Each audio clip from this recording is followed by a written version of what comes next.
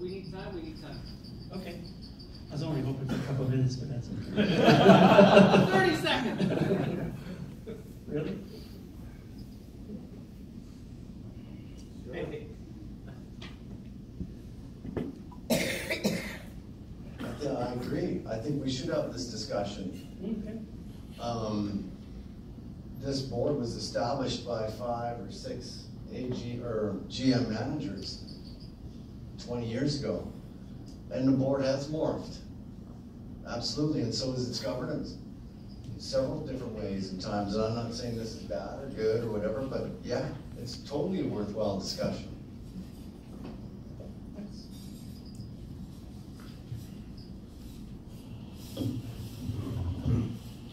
Well, I echo that, Mark. I mean, Uh-oh. You can call me Frank. Thanks.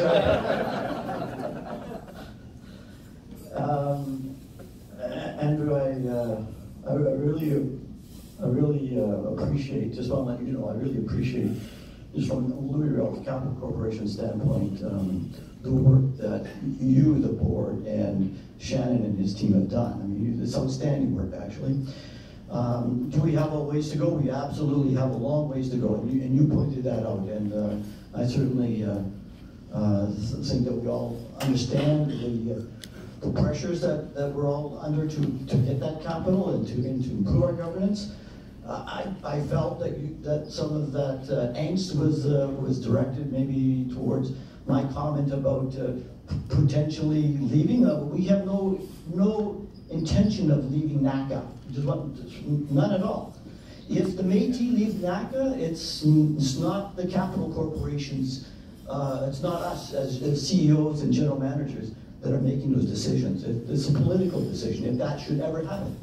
And I don't know if that will ever happen. It's just, right now, it's just talk. The Métis are negotiating with the federal government on a nation-to-nation distinction basis. And that's all we know right at this point. But we are very happy with our long tenure at Nacca, and I hope we continue. And I appreciate everything that you and your team have done. Thank you.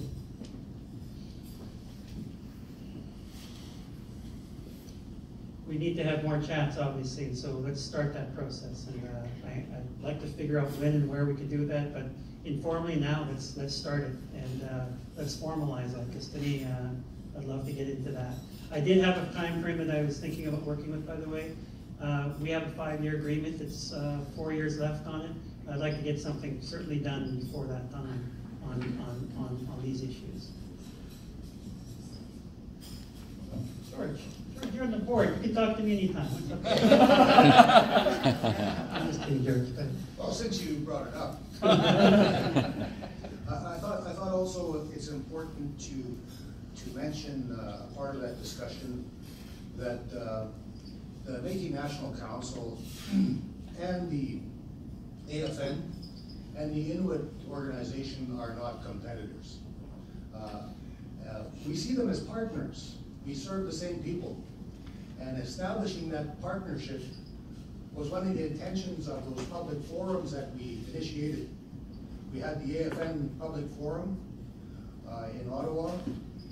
We had the Métis Forum in Winnipeg. And we're heading towards the Inuit Forum in Iqaluit. And these are good focal points for building partnership and understanding that we serve the same people and we should work together, we should collaborate and plan together and see that kind of collaboration produce what our people deserve. I just wanted to mention that because there's dangers there in terms of governance, that we may end up having conflicts and some things going on that aren't really good things for us. And I really think that our communities see the AFI network as a valuable asset, and we need to preserve that. And I think the politicians with the Métis, the First Nations and Inuit will recognize that valuable asset as well, and see that going forward, there's a role to play. There's a place for that network to be maintained and to grow as self-governance comes in, because we know self-government is a fact of the future, and so we need to prepare for that. So planning ahead is what we have to do, not being reactive to troubles, but let's plan ahead and make sure we have a good path established so that we can have these discussions, build these partnerships, and see something manifest well for our people. Thanks, John. Other questions? I think we have to find out what the disgruntled issues were with these parties. I have no idea what you're talking about. And it would be good to know, because they may be substantive, Yeah. right? Like, they could be legitimate, Right. right? And I just wanted to get clarity on the suggestion of the switch of the, what was that? The Elaine? Yeah, okay, so maybe clarify on that, and then the first point you can make a comment on. I'll deal with the second one. The issue that I got relative to is Elaine had submitted a letter, and maybe I can let her elaborate a due point on it, but the gist of it was that would like to get a Yukon seat back on the board. And there's only one Yukon AFI, so it would be their AFI. And let's rid the two independent directors that we have now. And it was, honestly, for me at that time, it was a symptom of other things that I've seen that are going on. Go, interesting, there's all this question about that. It's, I need my voice at that table, and they're not hearing me. That was the gist that I got from it. Anyway, I know we haven't talked, but that was the gist I got from it anyway. And so, to me, it was like, really, because to me, I think the more appropriate model is to go the other way. I'd rather have more independence than less. As a matter of fact, I'm comfortable with 5 independent board members. And I'll start with the 2 that we got right now. I have tremendous trust and value in these 2 individuals as our independents. And if we were to get 3 other ones, I mean, you want to throw some other ideas, I'd take a banker. We're trying to get some private capital. Let's get somebody on there. Let's get some other people that have some really good skill. And they're going to make decisions on the operational side that you know they have no vested interest in any way, shape, or form about those things. Now, we could still keep our Nacca board. We could set that one up if you want. I think it's a good idea, too, where we may want to consider the capacity building side, the other advocacy side. Those are some of the things that we could still do.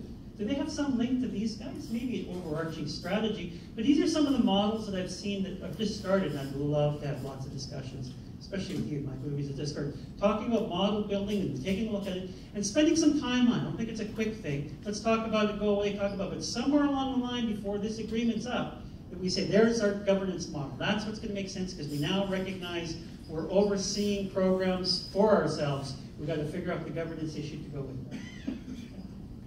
On the first point, there's little fires going on. You guys know them probably better than I about what's going on. I've heard some disgruntledness in Ontario. I've heard some disgruntledness in Alberta. I see that we have a new AFI, APAFI that's been started up in BC. Okay? There's been some decisions that have been made that I just get the feeling that people have been unhappy with the decision. And you know, the good thing about with government is they make a decision, you get mad at them, you call them nasty names, probably not to their face, you go away and you work with it. The difference is with us, you can do the same thing. You're not saying it to our face, thank you very much for that. And to say, damn, I'm getting this. What about my membership card? I'm not too sure if this is of any value anymore. And there's enough of that going on across the country, it makes me go, what is that? Is that a symptom of something? Which I believe it is. And I'm just throwing it to you straight out. I believe it's a symptom of us having transitioned from a member-driven agency to now a service delivery agency. And when you're not happy with those who are carrying that role for you, because you're a member, you can start waving that card. And that's the risk that I see us in, that we need to deal with that, because it's just going to take one decision. I know how it is. I mean, I might not vote for the next party just on one decision that they make in the next 6 months. That will decide for the election. And it's the same as the membership card. So how do we go about dealing with that? And I think this discussion is a good start for now. Any other questions? You go ahead, Mike. You want to fly? You want to have a side chat? You want to go for dinner? Well, you know what, it's like, I don't know who I was talking to this morning, really. I'd rather deal with a straight shooter any day than somebody that bumbles around and, right? So I'll just lay it out on the table. Alberta is disgruntled, and we're not disgruntled with the board. We're disgruntled with a thing that should be sorted out amongst brothers and sisters, which we've tried to do, and on several occasions. We're not talking about, Alberta's mature enough not to talk about leaving the network. So if you're getting that message, that's bullshit, right? So that's not happening. But we are disgruntled, and I can also see where Ontario is disgruntled as well, for the same reasons, on the distribution of the AVFP capital. But we would have come across that. It's only coincidental, Andrew, because it was handed off to you. We didn't really make the realization until recently, right? So, and it's not, we're not, I've never brought this concern of Alberta's with the idea of blaming any particular body. It just is what it is. And I just want to clear the air on that. As far as I know, there's nobody in Alberta that's contemplating leaving the organization. Okay, thanks for that. I appreciate that, Mike. And you know, you get a little sensitive when you hear all these fires going all over the place, and some of them seem to be inferring that there's this decision-making that's going on that Nacca is the cause of it. So when you hear 3 or 4 of them, you got to go, is that one of them too? So thank you for that. And then, you know, I guess I need to clear the air and be straight too on, you know, the Ontario one. That one is a sensitive one as well, where I have this fine line as a board member. I don't want to micromanage and get overly involved. At the same time, you hear the things that are going on. You go, what can we do about this? It's one of those things that we just need to come up with a good solution, but learn from it too. And I'm hoping that we're all willing to do that. Let's learn from the things that we've got to get together, because you know this. We have all tried to work together as best as possible. That's what makes us so unique and special. So whatever that is, let's continue to try to have honor and work with each other as best as we can. And in that case, that one is definitely a learning one that I think we as an organization, as management, and as a board have to come up with a path moving forward on. Because it is a symptom of a larger issue I think that we have to deal with, and that is how do we deal with that? It was handed over to us. And I thank you for acknowledging that too. I appreciate that. Anything else? Okay, I'll get the next, well, I'll turn it over to you, Stan. Thank you very much.